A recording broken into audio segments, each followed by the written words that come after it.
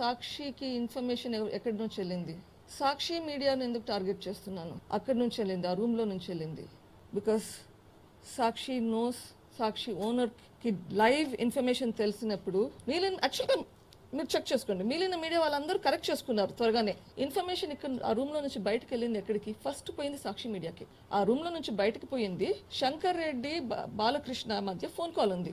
బాలకృష్ణ సాక్షి కడప 6:24 అనుకుంటా. సో ఆ రూమ్లో ఉన్న వాళ్ళు సాక్షికి ఏం చెప్పారు? సాక్షి ఎందుకు గుండెపోటు అనింది? That's a crime. Law and order అండి, శాంతి భద్రతలండి. పోలీస్ని అదమదొక్కి క్లీన్ చేస్తే అది శాంతి భద్రత ఇష్యూ. ఇట్లా జరిగింటే శాంతి భద్రత చూసుకోవాల్సింది పోలీస్ బాధ్యత. కానీ ఇక్కడ పోలీసునే థ్రెటన్ చేశారు. మీరు అడిగేది మీకు అర్థమవుతుందా? అక్కడ ఉండే సర్కిల్ ఇన్స్పెక్టర్ని బెదిరించి క్లీన్ చేయించారు.